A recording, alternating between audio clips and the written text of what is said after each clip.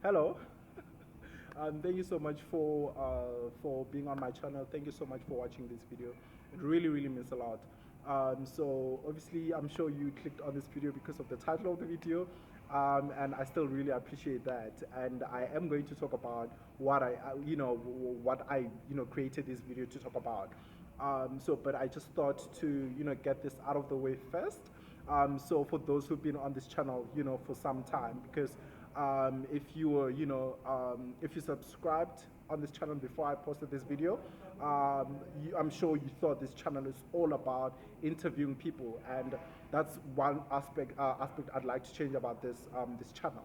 So I am one person that really loves, having conversations. I love, engaging in meaningful and life-changing conversations. So conversations that leave me, knowing more than I did before I started the conversation.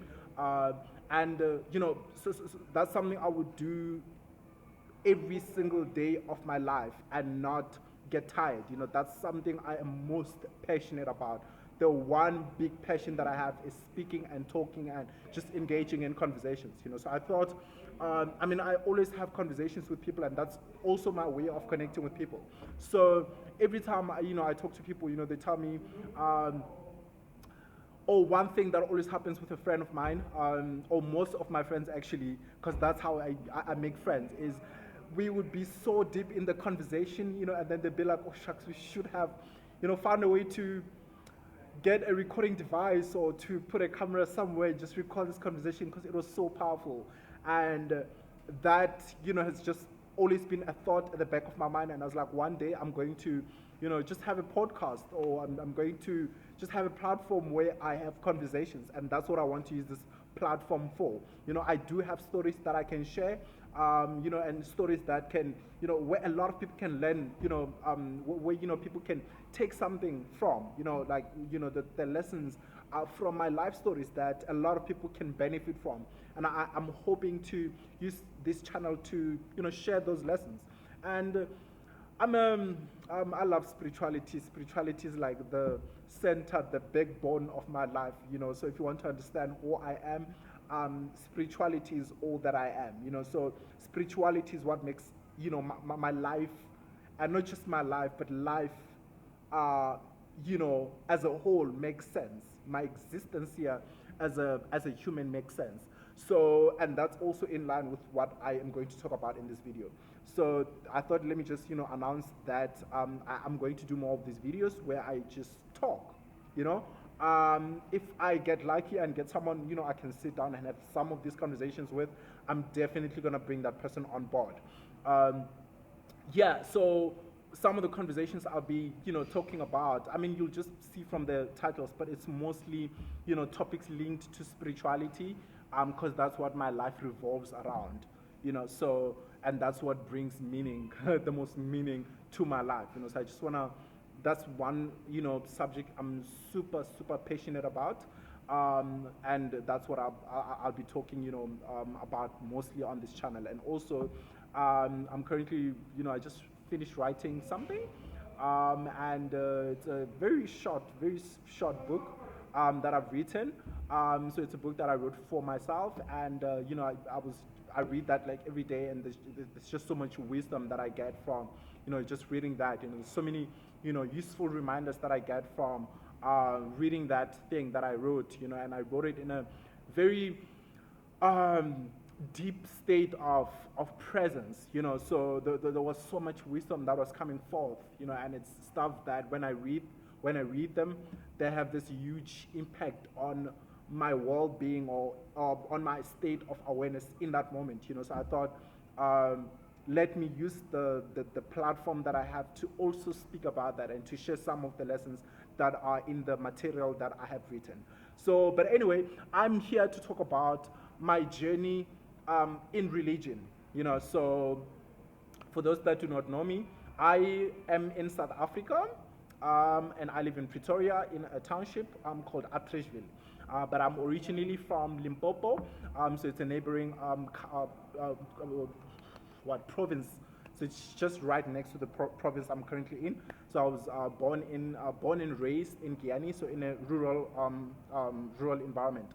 So, but yeah, I'm currently living in the townships. They're like sort of like semi-urban area. It's a semi-urban area. Um, and also for those of you who know about my other channel, learning to how to speak Xitsonga with Brian, my challenge with that channel is that I could only speak about certain things, and the content that I could speak about in there is, only related to, teaching people my home language. And there's so much more that I have to say that could not be said there. So I thought, let me just have a separate channel where I talk about the things that I'm super passionate about. So the reason I want to talk about my journey through religion, or my religious journey, is because I think there are things that you'll probably pick up in there that you might resonate with, and I think my journey is similar to a lot of other people's journeys, and I think by telling my story, there's probably someone who's stuck somewhere in the religious or spiritual journey, and they don't know what their next move could be or what it should look like. But through hearing someone else's story, a story that is similar to yours, you can sort of like pick up a lesson in terms of what to do next in your journey, or if you've gone through a similar journey but you've never spoken to anyone about it, and then when you hear someone talk about share their journey, that is very similar to yours, you're like, oh, at least I'm not alone. And that sense of, I'm not alone is so needed, and it can be so empowering, that you can, finally have the strength and the courage to finally speak up about the experiences that you had, or to speak up about your journey, because you realize that you are not alone. And also the danger of, not having anyone to relate to your story is that you'll think that, I don't know, there's just this mental, or this fight in your mind, so if you keep something in you and, never let it out, you will, there's just so much that's going to happen in your head, about that. You ask yourself questions and never get answers for them, to a point where you'll think you're crazy, or you're going crazy, or something like that. But then the moment you let it out, and then you speak to someone, and then you listen to someone, and then they tell you that they're going through the same thing, you're like, oh, so I'm not alone. And not just that, I think when you go through something that someone else has gone through, there's I don't know how to explain it. But anyway, let me just start talking about what I came here to talk about, and then the thing that just slipped my mind will definitely come back. So this is where my religious journey starts. It starts where I was born. So I was born. My mom was like in her teenage years when so I think she was in grade 11.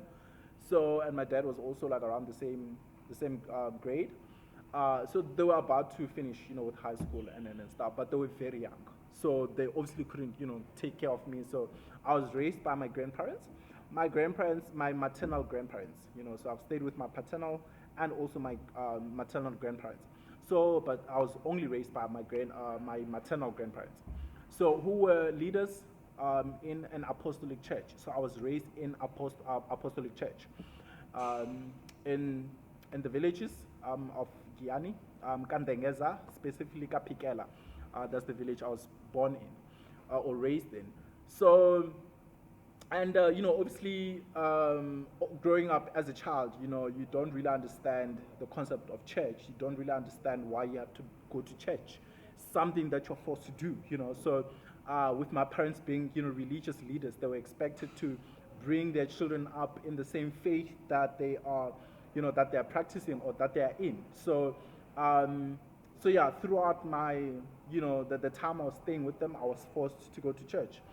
And at first, when I was like much younger, I was just going to please my grandparents, but then it got to a point where I didn't really enjoy it, but then I think I learned to to enjoy it, because I was like, I'm forced to go to church anyway, so I might as well just enjoy being there. But I've always had social anxiety, so my challenge being in that church was constantly being forced to stand up and speak and say something.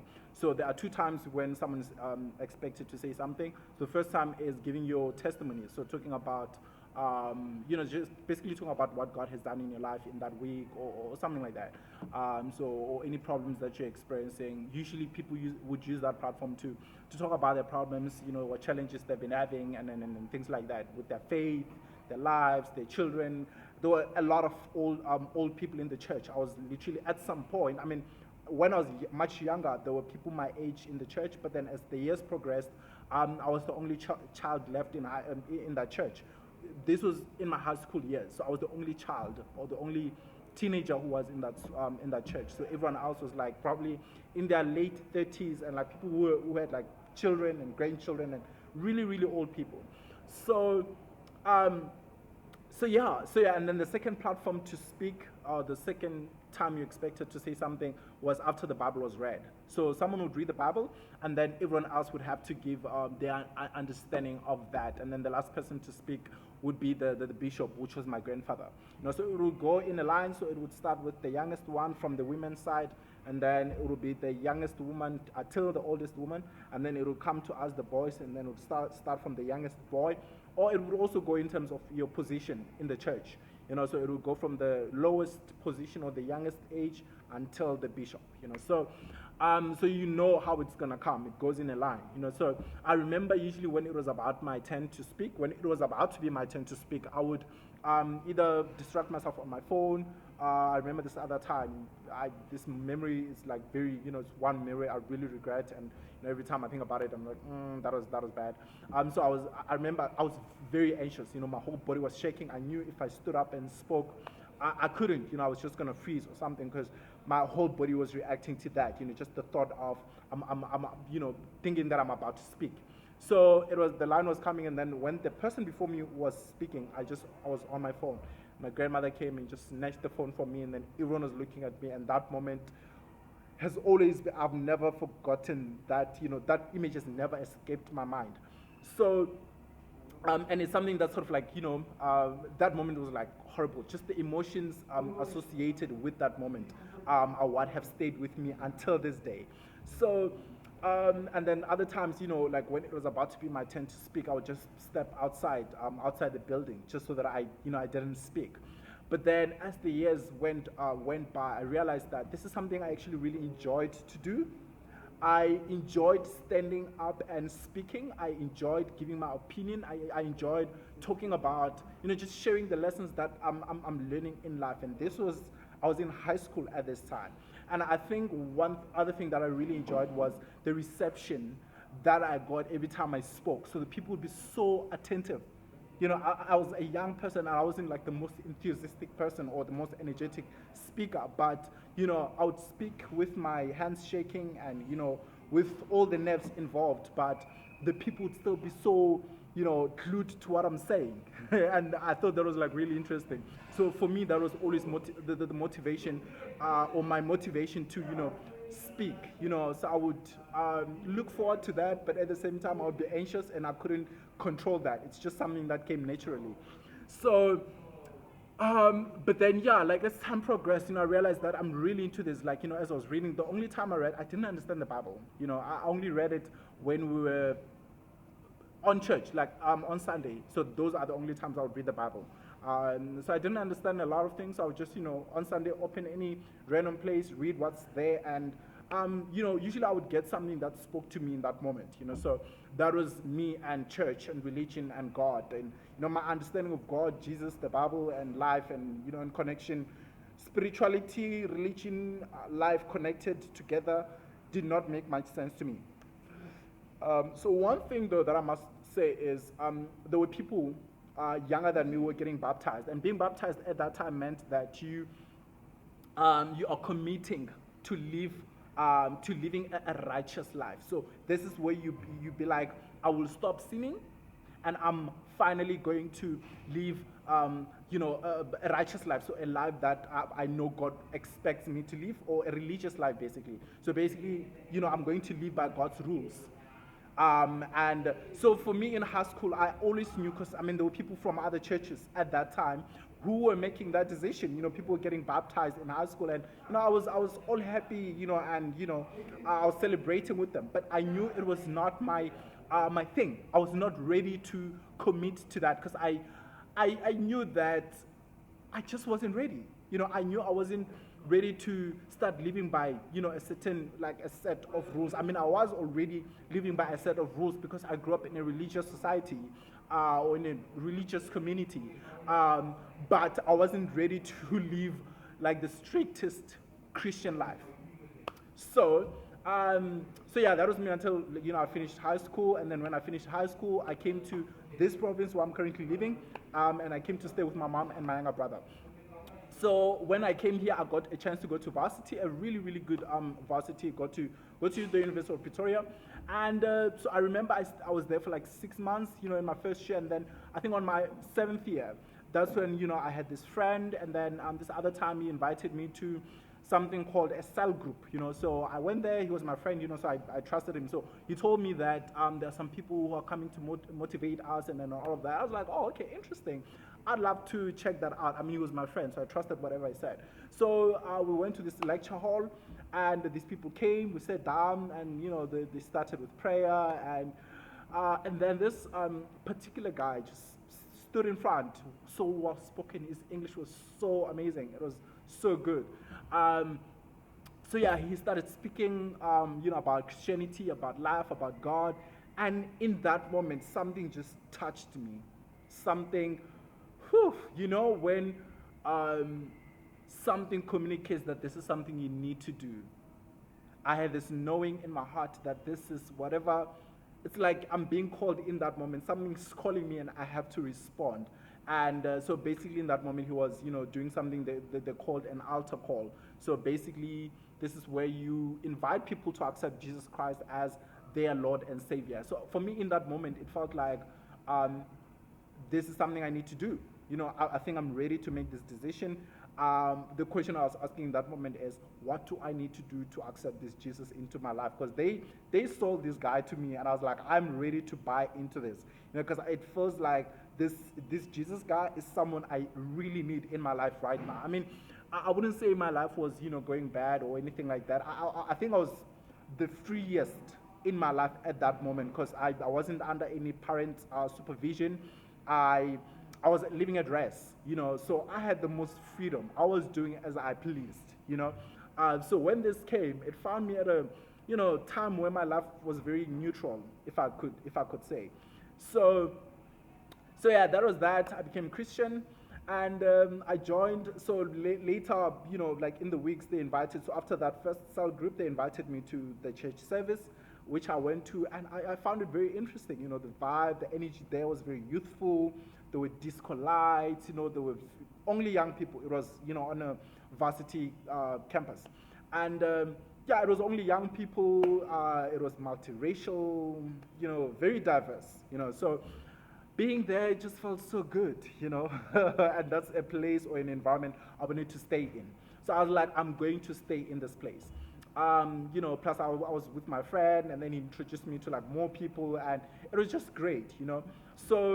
So what was happening was we were going to cell group every single week, every week. So I think we went to like one cell group every week. And so as I told you, I really love having conversations, and that's one thing that made me stay at cell group because we would get there. I remember one of my first ones, we were mixed as boys and girls, and I think when we got there, we read the Bible, and then I think people were asked questions or something, and that was just my thing. When I, said it was my first time sitting in such an environment where we sit in a round circle and then we have, a conversation, So when that happened, I was like, I found that very, fascinating, and I finally found an outlet for my passion. So, so yeah, but at this time, I was still very young. I think I was like 18 or 17. 18. I think I was 18. So I still had, so many questions about like a lot of things. This was my first few months in religion, or in Christianity. So there's a lot of questions that I had, that that was slowly being answered, But then as this question is answered, there's, another question that comes up, So it's like this long journey of questions that I was throwing out, and then answers were coming back my way, and that was really, interesting. So in the church that I was going to, so they started teaching me about, discipleship. So discipleship was basically about, having a system where every person has a leader and every person is groomed or taught to be a leader. But to be a leader, you have to have people that are following you. So you are trained and equipped to do that, right? So the church had like training for new members, training for new members who want to do discipleship. But it wasn't really a choice as to whether you want to do discipleship or not. It's something that was preached every single Sunday. That's like the motto of the church I was going to. So every person was literally forced to. So the person who invited you had to become your leader. So you had someone to follow up on you, basically. So with me, it was the person that had preached at the first cell group I ever attended to. So he became my cell leader, and he was the one responsible for me. He was the one calling on me. He was calling me like every Sunday when we had to do cell group. And because of my genuine interest, in connecting with people and having conversations with people, it was very easy for me to fall into the discipleship program. And I felt like I found my place in there, because I actually did find my place in there, because I was getting to initiate conversations with people. I was getting to connect with people, and I was having genuine conversations with people. And I also had a message that I could take out into the world. I would, go around campus and, just talk to people about this guy that I found who's, suddenly changed my life. And that's something I was taught to do, to take the message of Jesus and take it out into the world, because I was told and we're taught that, and that's what the Bible teaches, that the world is lost, and that it needs a savior, and the savior is Jesus, but you have to take Jesus to people because you have found Jesus. So you have to take the Jesus that you found and give it to other people. So yeah, that's how I fell into, not really fell into, but that's how I grew deeper, in my religion, or in my religion, So so we had your cell groups, your discipleship trainings that I was attending, and there were different levels. And I think I was just going up the levels, because I was attending every single training that we had. And so once you completed that, if you had attended a certain number of them, you could be promoted to the next one and stuff. So I did all those, and so I was also serving in church. I was in different departments, so I would serve in this one, and then when I was tired, I would go to the next one. So I was just all over the place.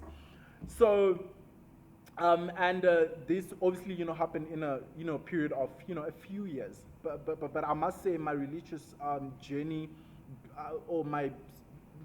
I grew very deep into religion because of my curiosity and just this genuine desire to know things and to understand things. Things have to make sense to me, so when I'm doing something, I want to understand what I'm doing.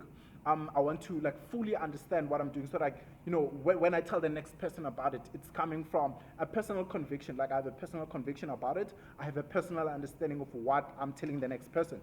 So that even when you ask me a question, no matter how the question is thrown at me, I'm able to answer it in any way I can. I can even use my own examples. I can just explain it to you in my own words. So that was me, So I would ask the pastors, I would ask my cell leader, I would, have these conversations with my cell brothers, but not just that. I didn't limit myself to my church or the church that I was going to. I would, be very involved online. So the pastors that I would constantly listen to, so there was Joyce Meyer. She was my ultimate favorite. And all these other pastors that I won't mention because it's not important. So I learned a lot, and then I was also involved in a Christian organization that was also doing discipleship. So I grew very fast. By grow, I mean I absorbed a lot of information in a very short span of time. And so before you know it, I was standing in front of people and I was sharing things and things like that. And I remember even at the the accommodation I was staying at, we had a prayer group.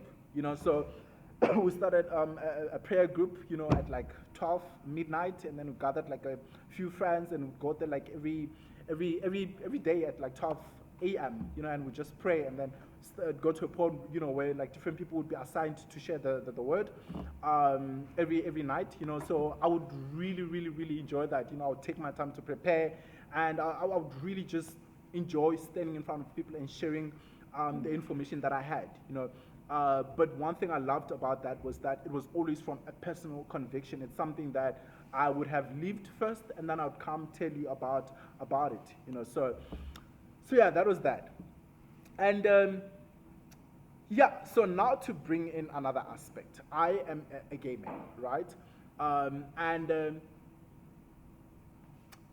I'm, naturally very feminine, and I've always been feminine, like very effeminate. But I was very masculine at this time because I went through a period of trying to convert myself and trying to change certain attributes that I had. So in the high school that I went to, so I had friends that were, all heterosexual and all very masculine. Um, and they would always tell me to be more masculine. A man acts like this. A man has to be like this. And so because they were my friends, I wanted to fit in. I wanted to be like them. So I'll do everything they told me to do. This is how a man dresses. Because they saw I was very feminine. When I first met them, I was very super feminine. So, but then because I spent all my time with these guys, then I started being more like them. So they taught me how to be masculine. So it's something that I put on to fit in, So I still had this thing, and I remember it's something I also went through with my cell brothers. So these are people that I was going to cell with, So we had a friendship, a brotherhood. That's what we called it. We called each other brothers. But obviously, they were telling me to, some of them, they wouldn't be like very direct about it, but most of them would tell you to, act more masculine, and then things like that. So I think it's something I, yeah, just started doing, and I was, doing everything they were telling me to do. And I remember I even told one of my brothers, I was like, so I think I was with him this other time, and then something happened, and I just jumped up, and I guess I had like the most, feminine reaction, and he was like, that was very feminine, So in that moment, I remember and I regret saying this to him, but I told him that the next time I do something feminine or I react in a feminine way, just let me know so that I can work on changing it, because, yeah, it's not good. I'm a man. I have to act like a man. So I really deeply regret ever doing that because that just wasn't on. It wasn't, yeah. So, but, well, I mean, I don't really regret. That was, just the state of consciousness and awareness I was in at that time. So yeah. And then, yeah, so it just got to a point where the inner part of me just wanted to come out, So I was getting really frustrated because, I mean, when I'm with the guys, I'm pretending. I'm not really who I am. And the person they've fallen in love with, the person that they call their brother, the person they've built this relationship with is not really who they think he is, So it's all an act that I was putting so that they could, love me. So they loved the version, the false version of me, basically. And that was starting to weigh on me, So it got to a point where I was really tired and just overwhelmed, and it was just tiring to constantly act, I didn't have any genuine friends around me at that time, and by genuine I mean people that I had very few actually that I could be myself around, So I mean, you can imagine when they talk about girls, I had to, act like I'm also into girls, even though I didn't relate and I didn't want to talk about girls. Not, well, at least not in the way they're talking about girls. So if I were to talk about girls, it's about the fashion, it's about the nails, the dress she's wearing, and they're not even looking at that. I mean, they could be looking at the dress, but they're looking at it from a more sexual point of view, and I'm looking at it from a more stylish point of view. You get me? So we're not like aligned in that way. So it just got to a point where this was all really exhausting. It was all really just getting to me. All this acting was just too much for me, So so yeah, I just got to a point where I was tired, and then I realized I need to stop. But I didn't know how to do that, and I didn't think it was possible to do that at that point because by this time, I had like you disciples. So these are people that were following me. They called me their leader, and I also had cell brothers, and I also had a cell leader who had a cell leader, and the cell leader knew me, and it was just. I was very deep in this, interconnected web of relationships, and I was like sort of like in the center of that, and I was known as a religious person. And a religious person cannot be associated with certain behavior. So, but because it was really too much for me, I started praying about it, So I did the best thing I knew how to at that time, which was praying. So I prayed, I fasted, I had so much, like I did all I could at that time to try and pray this thing away. But that was also getting to me because nothing was working, So I would even try, like every time I had, thoughts about, like, well, when I saw like a man and I had like thoughts, sexual or romantic thoughts about the person, I would want to, I would try to like silence those thoughts. Whenever I had like, natural responses when I saw a male figure, I would try and, suppress those as well. But that was getting to me also because nothing was changing. I was praying, I was fasting, I was doing all these things, but nothing was changing, So I was still feeling the way I was feeling like the whole time. So I got to a point where I was, super suicidal. Like I just wanted to end it all because nothing was making sense, because to me it was a thing of I didn't choose to be this way. I didn't choose to have these feelings. I didn't choose to be the way I am. So why is the one who created me against what I never chose to have? So that was like the whole fight that I was having, like internally, until this day. Until this day when I was sitting and then I just had this peace and just this, I call it a telepathic communication from something or from somewhere that just said, you are accepted and loved as you are. I don't expect you to change. And that was like the groundbreaker, that was like the deal breaker, or it just changed everything, And I think in that moment, I just knew that I don't need to continue the, trying to convert or trying to change myself game that I was playing. So yeah, and then when that happened, I was like, okay, so I had this experience which with what I believed to be God at that time, but then I was like, so this is what God is saying, but then there's the Bible that is saying, the opposite of what God said. So which one do I trust between the two, right? So for me, in that moment, because of how, powerful that experience was, that's what I was leaning more on. I was leaning more towards the experience that I had more than, a book that was written by someone I probably don't know. So then now there's this question of, so my conclusion in that was, God does not want me to change. So the question now was, but it's written in the Bible that a man shall not lie with another man as he does with the woman or something like that. Basically, saying that homosexuality is a sin. So I was like, but the Bible says being gay is a sin. And I had this experience of God telling me that it's not. So which one do I trust? So obviously I went with, the experience that I had. So then my thing was, so the Bible is basically mistaken, and that was my conclusion. So, but then, if the Bible is mistaken about this one aspect, how many other things is the Bible mistaken about? That's the question I asked myself. So I was like, okay, so the Bible is mistaken about homosexuality. How many other things is it mistaken about? So, so yeah, that started a whole, it opened a whole can of worms, because there was so many questions that came up after that. So yeah, so that happened, and I was like, yeah. So, I mean, I used to see the Bible as like the Word of God, and that it cannot be mistaken. But that's the first belief that I let go of. That's the first belief that just went away, So I was like, so I mean, if it's mistaken, then it can't be the Word of God, because the Word of God should be perfect.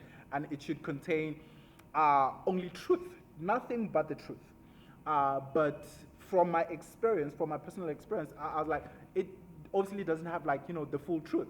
So if that's the case, what other mistakes are in the Bible? So that's just a question that I had. But one thing I forgot to say is that when I had that experience of God, when I felt like God was bringing me this, communication, there was an immense peace that I felt in that moment, and that peace was like nothing I had ever experienced my whole life, and that for me spoke volumes. That for me spoke that communicated way more than any word could ever communicate to me. That's the thing I trusted more than anything. That's the one thing I always went back on. Even when I went back to church and then they were saying whatever they were saying about, gay people or homosexuality or, the Bible being the word of God, I rested on the experience that I had. That's the one thing I trusted more than anything. Like, I didn't care what anyone said. I was like, I don't care that you are the biggest pastor in the world. I had my own experience, and that's what I'm going to lean on, right? And then this other time, I stumbled across this online research, this online research, about, the verses in the Bible that talk about homosexuality being a sin. And in that study, it was a paper that like a long paper, I read that paper, and it said things like, the word homosexuality was not even there in the original language or in the original scripts. The behavior that the original scripts were describing had to do with pedophilia, so the behavior of, or the act of, or the behavior of older men or older people preying upon kids, so like people who are very young, or engaging in sexual and inappropriate behavior or acts with kids, you understand? But then over the years, apparently it was, replaced with the word homosexuality, or when the translations were happening or were being made to these scripts, So that for me was just like, that's what actually helped me to see Christian or the Bible differently, because I was like, so if people could change the scriptures or the verses, I should have come with a glass of water and just put it next to me, because now the water is far, but I'm just going to continue. But yeah, I was like, if they made these changes intentionally, about homosexuality, what other changes did they make? And what could have been the intention behind this? And my conclusion was just that men wrote the Bible, or man had a lot of what's in the Bible is man's opinions. That was just my conclusion. But remember, at this time, I'm still in church, I'm still a leader, I'm still a disciple, I'm still, serving in the church, So I didn't, just immediately leave church. I couldn't just do that, because in the church that I was in, there was like a whole structure, a whole hierarchy, So I had a leader who had his leader who had his leader. The leader was like the main pastor of the church. But even the main pastor had a leader from another country, So you didn't just do your own thing, And that trickled over to your personal life as well. You couldn't just do like your own thing in your personal life. You had to let your leader know. I mean, for instance, this other time, I decided to skip a church, a training, the discipleship training service. I was like, I'm going to a vegan movie screening, and my leader, just sat me down and just told me how wrong that was. The fact that I chose to go to something else when I was supposed to be doing a church thing, So, and also, as I said, there was so many things that I was doing, so I was very deep in this thing, so getting out was not the easiest thing to do.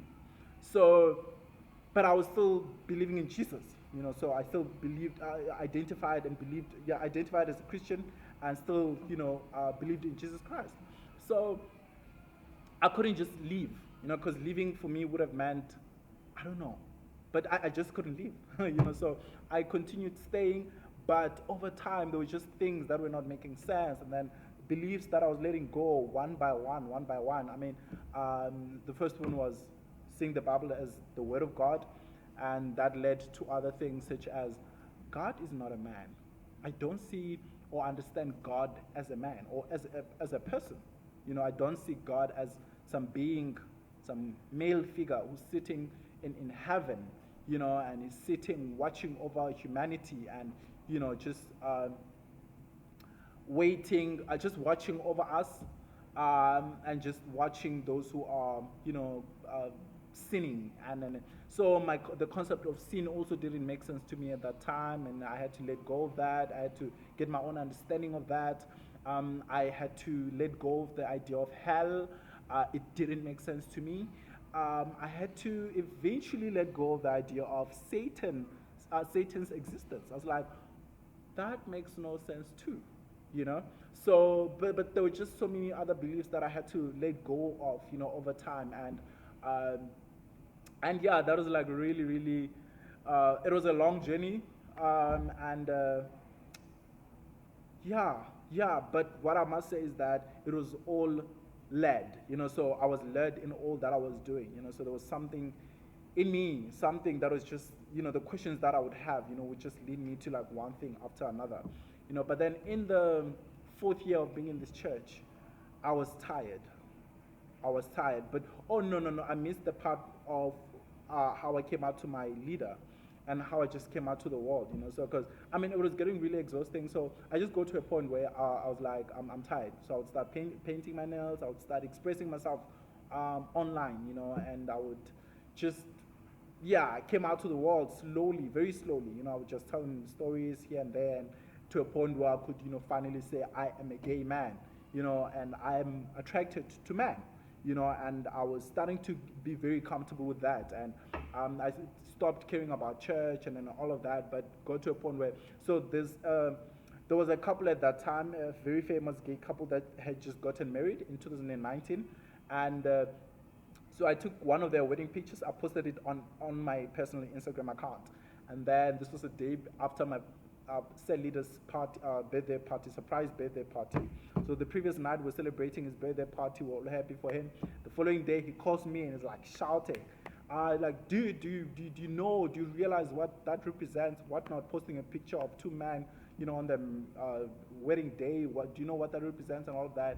And I think that moment for me was, just something else. And I decided to use that moment or that opportunity to come out to my leader. And then I told him that, yeah, I do understand what that represents. I know exactly what that represents. And that's because I am for what they are representing. I am for what that picture represents, and I am that. When I see that, I see a part of me, and that is why I posted it. I see two men who are in love. I am a man who happens to love other men, and I think I just asked that we meet up, just to talk about it like in person, and that went very well. I was happy with how that went. So yeah, and then eventually, came out to some of the cell brothers. Some of them were not happy, and I didn't care. But it just got to a point where I had let go of so many beliefs, and I didn't feel like I belonged in the church anymore, because there's a lot that was, being preached that I didn't agree with. Because now, I mean, I didn't believe in hell. I didn't believe in a lot of things that, the people in the church believed in. So I felt out of place at some point, and that was starting to get to me also. So I started, think about leaving the church, and stop being involved in the church. So I just wanted to go to church on a Sunday, and whenever I felt like it. But that was not an option in the church that I was going to, because I had to call my disciples like every week. I had to visit them physically. I had to attend a cell group where I would sit down and then my cell leader would preach. I had to attend cell group where I would preach to my cell leader, or my cell leader is preaching to my disciples.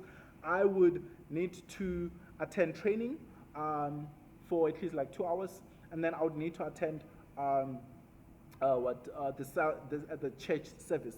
This was all in a week, and this was a weekly thing. And not just that, sometimes in the departments that I was having in a church, I'd be required to do work after church.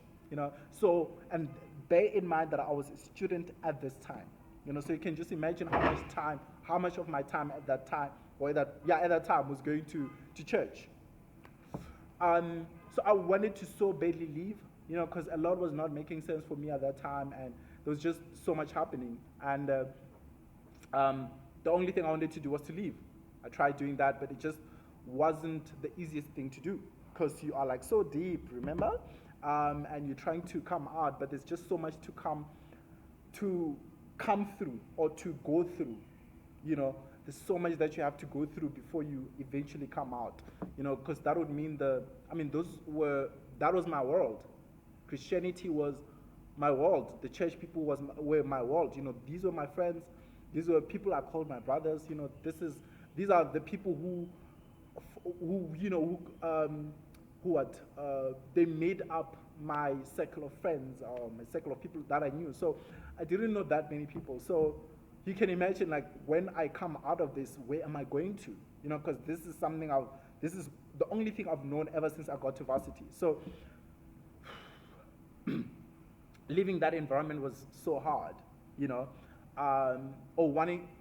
thinking about leaving was like super, super hard. So, but then it just got to a point where I was like, you know what, fuck it, I'm gonna leave.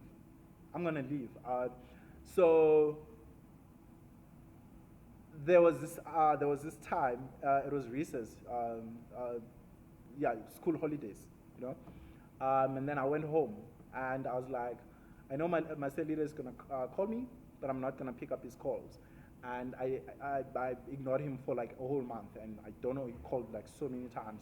And I remember it was in December, and in January of the following year, this was in 2020, I just texted him. I was like, I'm taking a break from church, whatnot. I knew I wasn't taking a break. I was, leaving for good. But I was planning to, go out and like find another church and all of that. But which I did. Went to another church that was very similar to that. But so I joined the cell group. This was during the beginning of COVID. And so everything was done online, but the pastor in the other church was speaking so much nonsense. I didn't agree with a lot of what he was saying, so I was like, I'm not going to, I can't sit. I never watched any of his sermons. I tried watching a few, and he was just too pompous. He's just too full of himself. I don't know, I didn't like him, and I know that's not a very good thing to say, but I didn't vibe or connect or feel him. So I would stop listening to his sermons. I would attend. I loved attending the cell groups, though, because that meant I had to, sit and connect virtually to, my peers, and we'll talk about spiritual things. But being in that environment was also hard, because I am this, Christian guy who has very different beliefs from this group of Christians. So there's a lot I couldn't reveal about myself at that time. I mean, I couldn't tell them I don't believe in that, Satan exists, So there's a lot that I didn't believe in at that time. So I was very limited, So I was like, oh, what did I get myself into? I mean, I just came out of a really, really Cultic experience, with my previous church, and now I've just found myself in another environment that I'm, finding it hard to leave, because I've already built, friendships, and these ones were so amazing, because it wasn't just guys in this case. We're mixed, boys and girls and everyone else. So yeah, but then it was easier with this one to leave, because it was like an online church. I mean, it was an online connection, so I could just say don't have data, but they would, buy you data. They were really, really, really loving, But while I was in this church, I had one of the most life-changing experiences ever. So I was sitting in my room this other day. I was playing worship music, and then there was this telepathic, communication of some sort, and then there was a message that was brought to my head, and it was like, to try and describe that experience, it was like your whole being is made aware of a certain truth, but then it came not just through the mind, it was beyond the mind. It was like a whole body, out of body experience. It was so powerful and so vivid. Like, I still remember how that moment felt. And then that moment, I got a communication that, Jesus, I think it was a verse that was used, a Bible verse that was used, and it said something like, Jesus came to be an exemplar. He came to exemplify something. Jesus didn't come um, to be worshipped, and that for me was like, oh wow. Like I was like, why? How did I never see this? It was just so here, like it was right in my face, So that was like the most powerful, like the most life-changing experience I've ever had, and so that in that moment I was like, oh, so I don't have to identify as a Christian, So I was like, oh, finally, I get to let go of this this belief. I get to let go of being Christian, because also even at that time a lot didn't make sense, because I was like, there are people in, because being Christian for me meant that I'm going to go to heaven because I have accepted, I've said with my mouth that Jesus is Lord, and that made me a Christian, and it meant that when I die I'm going to heaven. But then I was like, there are people in islands that have never been reached. It's not fair that these people are going to hell because no one ever went to them with the Bible and got them to say with their to confess with their mouth that Jesus Christ is Lord. So I was like, if that's the case, then this God is not fair. And then you get to question the God that you're serving, to say, is this someone is this a being that I'd like to worship, or a being I'd like to associate myself with? No. So there's just a lot that wasn't making sense with Christianity for me at that moment. So when that experience came, I was like, oh, so I can relax now. Like I can let go of these things now, and in a way that made sense. I mean, at that time I would hear people talk about Christianity and how you don't have to be Christian or things like that. And for me, it didn't make sense, because it was like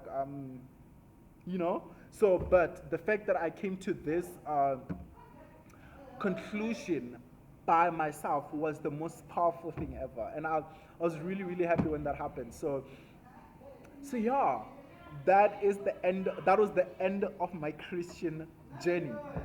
That is how I stopped being Christian. I stopped identifying as Christian, and yeah. So in the next video, I'm just gonna talk about everything that happened after that. Just the wealth of knowledge and of life experiences that I was exposed to by letting go of just that one belief. Today, I'm living one of the most powerful and the most fulfilling and the most beautiful and the most delicious of life experiences because of just that one decision that I made. Oh, well, it's not a decision that I made consciously, but that decision that I was brought to, and I feel like life brought me to that. And there's just been a whole lot of, beautiful experiences that I've had as a result of this thing that's just been guiding me. I'm not alone. I don't feel alone in this life. I feel like, I'm being led. I know I am being led. I am, something is doing this life thing with me. There is something beyond what I am that is walking and that is doing this thing with me.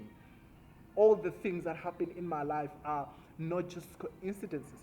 There's something that's responsible, that's doing something behind the scenes that I'm not seeing. And my life has consisted of that ever since I made that decision. So this channel is really just to talk about all of that. I just want to get all of it out there. I mean, these are things I usually talk to with my friends, and I just thought, let me get it out there, because I know there's so many people that can relate to the journey that I have walked and that can relate to the journey that I'm currently walking. So this is really just to connect to the people of the world who have a similar journey, who have, who can resonate to my journey, and just the things, the different experiences that I've had in life. But you know what? This is a very long video, but I just want to thank you. Thank you so much for taking your precious time to just watch this video. It really, really means a lot. Even if you didn't get to the end, I would appreciate it if you got to the end, because it would mean that you are really interested in what I had to say. thank you so much. I love you greatly. I love you um, endlessly. You know, there's just so much love flowing from me to you right now. I love you. Please do comment and just let me know what you thought of this video. Please do let me know if you've had, a similar experience to, what I experienced. And just feeling so good. I'm just feeling so good because I'm talking about my journey that ended so well. I'm talking about a journey that, you know, um, it was fulfilling, it was good. I was having a really, really good time as a Christian. But when I stopped being Christian, it's like I opened myself up to the world. And there was just so much beauty and just so much I was closing myself from, or so much I was limiting myself from. And now it's all been revealed, and I've just, oh, I mean, now oh man, I'm going to talk about, the different experiences that I've had over time, in the next videos. But I just want to continue talking. I just want to continue talking because I really, really, yeah, I really, really love talking. I really, really, um, yeah. But anyway, let me just end it. I don't want this to end. I really, really don't. But I'm just gonna leave it here. So thank you. I love you, and I really, really hope that uh, you are done well. And that, yeah, I'm just sending you the most loving. Okay, I'm sending you all the love that I have, and I hope that you receive that energy. So this is me, Brian Namaskar Light Sweya, and I wish you the best of luck, and have a beautiful one.